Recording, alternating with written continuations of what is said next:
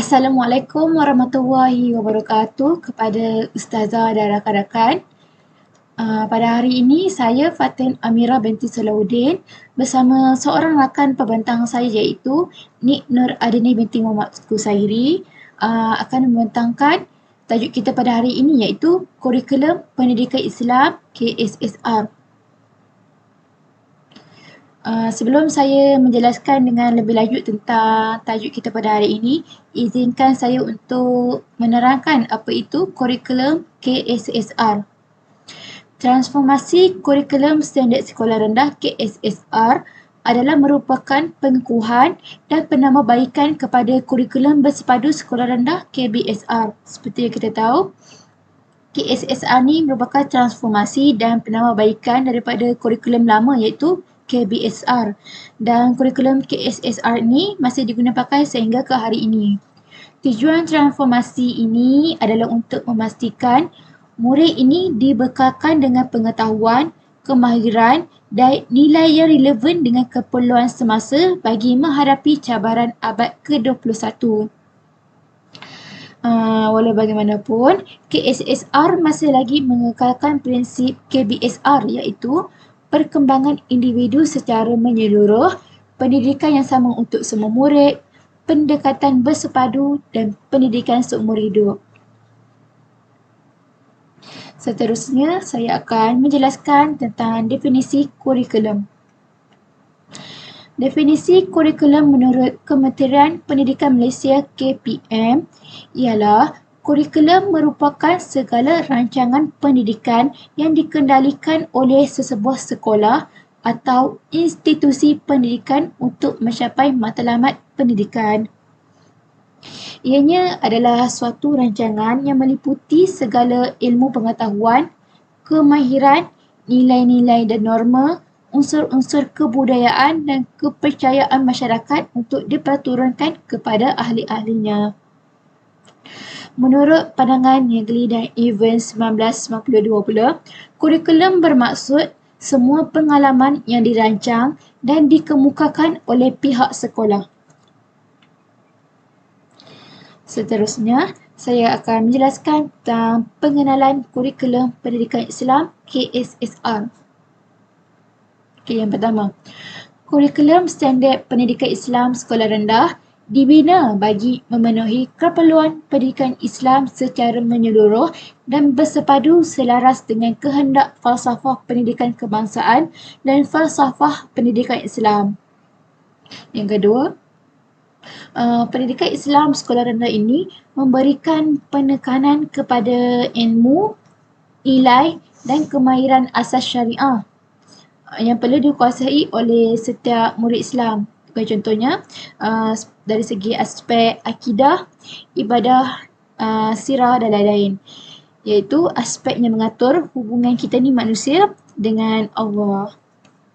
Terusnya, kurikulum ini merangkumi 7 modul iaitu Al-Quran, Hadis, Akidah, Ibadah, Sirah, Adab dan Jawi.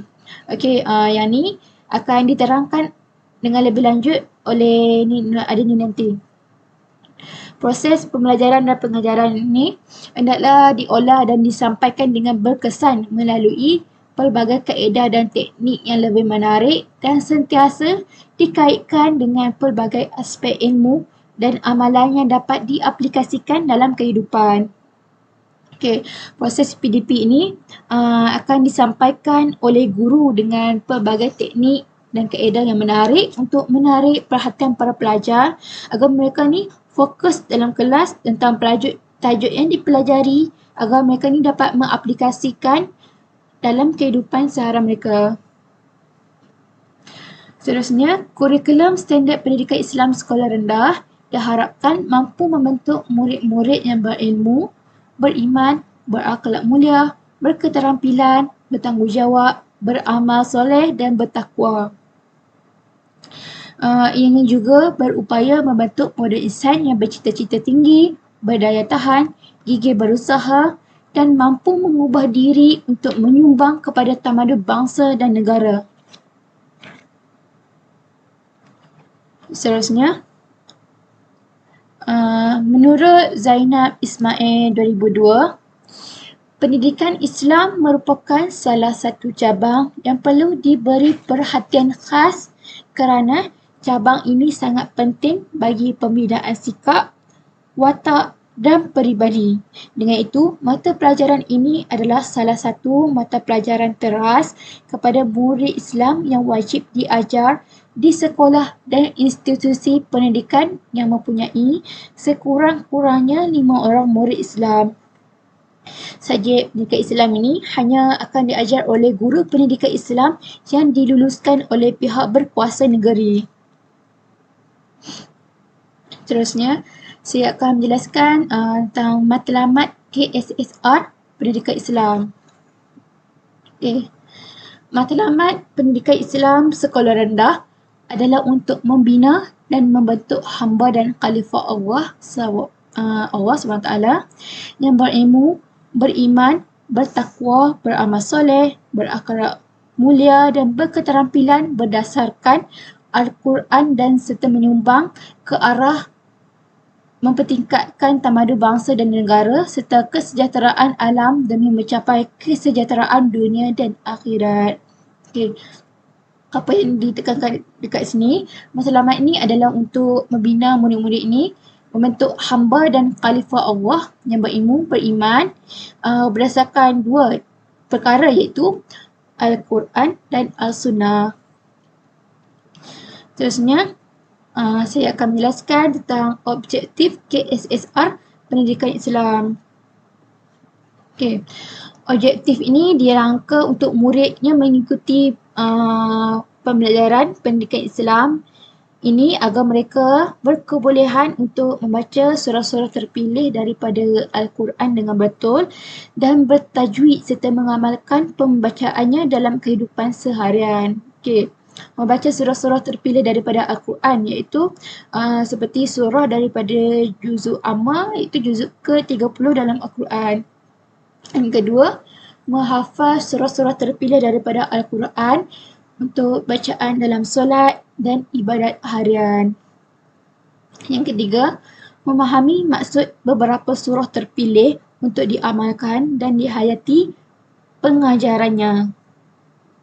Yang keempat, membaca dan memahami hadis-hadis terpilih untuk diamalkan dan dihayati pengajarannya.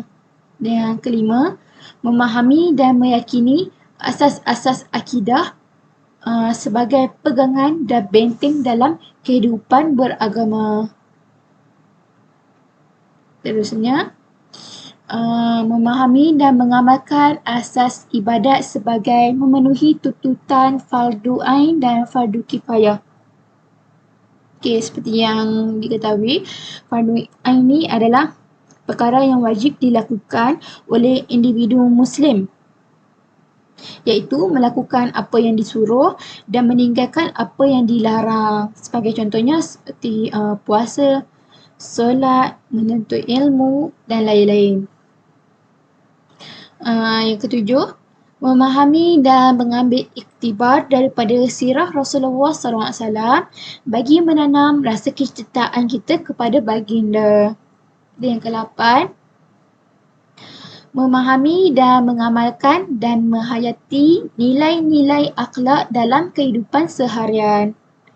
Seterusnya, membaca dan menulis jawi serta mencintainya sebagai warisan budaya bangsa. Dan yang terakhir, menulis qad, nasah dan riqa'ah mengikut kaedah yang betul. Seterusnya, fokus yang ditetapkan dalam kurikulum standard pendidikan Islam sekolah rendah ini adalah memberi penekanan kepada aspek ilmu, amali, amalan, penghayatan dan kebudayaan. Okey, seterusnya saya akan menjelaskan dengan lebih terperinci apa itu ilmu. Ilmu bermaksud isi kandungan atau fakta ilmu yang ditentukan di dalam standard kandungan dan standard pembelajaran. Contohnya, dalam tajuk solat, dia mengandungi fakta tentang hukum solat, syarat wajib, syarat sah, rukun solat dan sebagainya. Isi kandungan tersebut Dan fakta tersebut akan disampaikan oleh guru kepada murid-murid secara teori, iaitu pembelajaran dalam kelas. Yang kedua, amali. Amali bermaksud melaksanakan secara amali teori-teori yang dipelajari. Contohnya, setelah murid diajar tentang teori tentang sujud, iaitu meletakkan dahi, kedua tapak tangan, dua lutut dan buah hujung kaki ke lantai.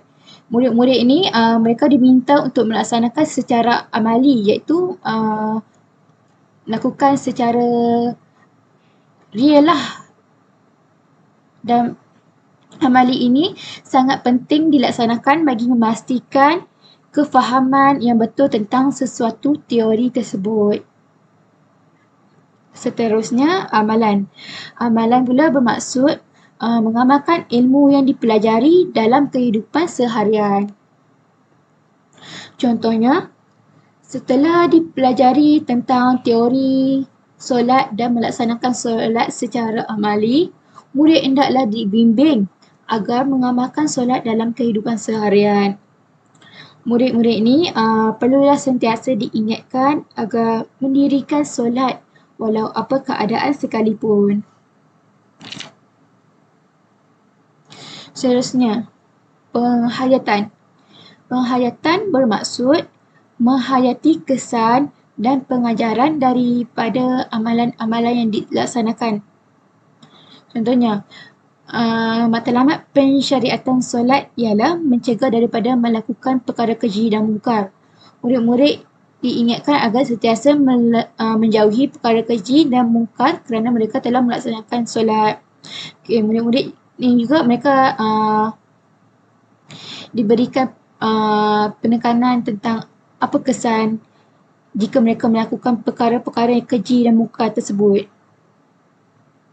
Dan yang terakhir, pembudayaan. Pembudayaan bermaksud menjadikan amalan-amalan baik yang diamalkan secara individu sebagai amalan yang dilaksanakan secara berjemaah atau beramai-ramai. Contohnya, amalan melaksanakan solat dijadikan amalan semua warga sekolah. Akhirnya akan wujud budaya solat berjemaah di sekolah. Ini amalan solat yang dilaksanakan secara individu akan dilaksanakan secara berjemaah atau beramai-ramai seperti di surau sekolah lah. Itu saja daripada saya. Seterusnya, pembentangan akan disambungkan oleh Nik Nur Adeni. Dipersilakan. Assalamualaikum warahmatullahi wabarakatuh. Salam sejahtera dan salam satu Malaysia. Terima kasih kepada Fatin Amirah atas pembentangan yang cukup jelas tadi. Saya, Nik Nur Adeni binti Muhammad Kusairi, akan meneruskan pembentangan dengan intipati kandungan pendidikan Islam di sekolah rendah. Kandungan pendidikan Islam di sekolah rendah kurikulum ini digubal untuk memenuhi keperluan setiap Muslim dari segi fardu ain dan fardu kifayah bagi mencapai kebahagiaan di dunia dan di akhirat bersesuai dengan peringkat dan keupayaan murid-murid sekolah rendah. Penggunaan dokumen standard kurikulum pentaksiran secara optimum amatlah dituntut agar matlamat transformasi pendidikan yang dihasratkan dapat direalisasikan dengan jayanya. Kandungan pendidikan Islam sekolah rendah dibahagikan kepada 5 bidang, iaitu bidang pertama, bidang asuhan tilawah Al-Quran, di mana bidang ini memberi tumpuan kepada pembacaan ayat-ayat Al-Quran dengan betul dan fasih, menghafaz ayat-ayat Al-Quran tertentu dengan betul dan fasih, dan yang ketiga ialah memahami pengertian surah-surah tertentu daripada juzuk amma, iaitu juzuk 30, dan menghayati pengajarannya. Contohnya surah Wal-As. Surah Wal-As membincangkan tentang masa. Di sini apabila kita menekankan surah Wal-As kepada pelajar, mereka akan mengetahui bahawa orang yang benar-benar dalam kerugian ialah orang yang tidak menghargai masanya. Okey, ialah bidang kedua yang diberi tumpuan ialah bidang asas ulum syariah, di mana bidang ini memberi tumpuan untuk penanaman akidah, pembentukan sikap dan tanggungjawab manusia ataupun insan terhadap Allah Subhanahu Wa Taala, itu pencipta kita yang Maha Khaliq. Okey, yang kedua ialah pengetahuan mengenai peraturan ibadat yang ditentukan oleh Allah Subhanahu Wa Taala dan melaksanakannya. Contohnya, tanggungjawab Muslim ataupun tanggungjawab sebagai seorang Islam ialah melaksanakan surahan Allah Subhanahu Wa Taala seperti solat, berpuasa, bersedekah, mengeluarkan zakat dan sebagainya. Okey, yang ketiga ialah percontohan dan pengambilan iktibar daripada sirah-sirah Rasulullah, bagaimana cara Rasulullah berdakwah, bagaimana cara Rasulullah menyebarkan Islam ke seantero dunia sehingga kini Islam masih diperjuangkan. Okey, yang keempat ialah implikasi akidah, ibadah dan sirah dari segi tanggungjawab terhadap diri, keluarga, masyarakat dan negara. Okey, sebagai individu yang hidup dalam kalangan yang bermasyarakat dalam kawasan kejiranan, setiap manusia perlu mempunyai sikap bekerjasama, prihatin, ambil berat, bertanggungjawab dan mengambil dan bertanya khabar mengenai jiran mereka. Hal ini kerana kita hidup dalam kawasan kejiranan yang memerlukan komunikasi dua hala bagi memudahkan segala urusan, dan ini amalan dituntut oleh Subhanahu Wa Taala, oleh Allah Subhanahu Wa Taala untuk mengeratkan ukhuwah antara kita semua. Okey, kemudian bidang tumpuan ketiga ialah bidang akhlak Islamiah, di mana bidang ini tertumpu kepada kepatuhan terhadap peraturan dan cara hidup Muslim dalam hubungannya dengan Allah Subhanahu Wa Taala dan Rasulullah Sallallahu Alaihi Wasallam, dan juga kepatuhan terhadap peraturan dan tata cara perhubungan manusia dengan diri sendiri, keluarga, alam sekitar, masyarakat dan negara. Isi-isi mengenai hal-hal kejiranan ini telah dinyatakan sebentar tadi. Okey, bidang tumpuan keempat ialah bidang pelajaran jawi, iaitu menulis jawi dengan baik, membaca tulisan jawi dengan lancar dan mempelajari asas seni tulisan jawi. Dan bidang terakhir yang diberi tumpuan oleh KSSR, Sekolah Rendah Pendidikan Islam, ialah bidang sirah. Bidang ini memberi tumpuan kepada tanda-tanda kenabian Nabi kita, itu Nabi Muhammad sallallahu alaihi wasallam, silsilah keturunan Nabi, penyusuan dan pemeliharaan Nabi, cara Nabi dibesarkan di kampung dan terdidik dengan nilai-nilai murni masyarakat desa, dan kematian ibu bapa Nabi kita Muhammad sallallahu alaihi wasallam. Okey, apakah pula tujuan pendidikan Islam? Tujuan pendidikan Islam ialah supaya jiwa seseorang dapat terdidik secara sempurna dan menunaikan kewajipan-kewajipannya kerana Allah Subhanahu Wa Taala. Oleh itu, manusia dapat mencapai keseimbangan pertumbuhan dan peribadi secara menyeluruh melalui latihan-latihan kejiwaan, iaitu latihan-latihan kerohanian, akal fikiran, kecerdasan, perasaan dan panca indera. Kesimpulannya, sebagai umat Islam, kita mestilah berpegang teguh dan terus merujuk kepada Al-Quran dan As-Sunnah dalam melaksanakan tujuan pendidikan Islam dan dijadikan panduan hidup bagi mengeluarkan kita daripada kegelapan. Apakah pula kelebihan kurikulum baru pendidikan Islam sekolah rendah kepada murid-murid? Okey, kelebihan secara umum ialah dapat melahirkan Muslim yang berilmu, beriman, berketerampilan, beramal soleh, berakhlak mulia berdasarkan Al-Quran dan As-Sunnah, supaya menjadi hamba dan khalifah Allah Subhanahu Wa Taala yang bertakwa dan menyumbang kebaikan ke arah mempertingkatkan tamadun bangsa dan negara. Okey, manakala kelebihan secara khusus pula terbahagi kepada beberapa bahagian, iaitu mampu menanam asas keimanan dalam diri murid-murid. Kemudian, mampu mendidik jiwa murid-murid sehingga tercetusnya kesedaran beragama yang mendalam dalam jiwa mereka. Kemudian ialah mampu mendidik murid-murid supaya beramal dengan akhlak yang terpuji sejak kecil, di samping membantu dan mendorong mereka supaya menghargai kemuliaan tingkah laku dan beramal dengan tuntutannya. hakikatnya murid-murid ataupun anak-anak perlulah diterapkan dengan nilai murni yang baik sejak kecil lagi supaya mereka akan terbiasa dengan keadaan tersebut. Hal ini kerana melentur bulu biarlah dari rebungnya. Okey, kelebihan seterusnya ialah memastikan setiap murid menguasai ilmu, amalan dan kemahiran yang telah ditetapkan supaya mata pelajaran pendidikan Islam ini dapat menyumbang ke arah pembentukan Muslim, dapat menyumbang ke arah pembentukan mukmin yang berilmu, beriman, berakhlak dan berakhlak mulia selaras dengan falsafah pendidikan Islam. Kelebihan seterusnya ialah dapat mengajar murid-murid pendidikan agama supaya mengenal Tuhan. Allah itu Subhanahu Wa Taala yang menjadikan kita, yang menciptakan langit dan bumi serta yang memberikan kehidupan dan nikmat, dan Allah Subhanahu Wa Taala juga menyediakan balasan baik dan jahat di dunia dan di akhirat.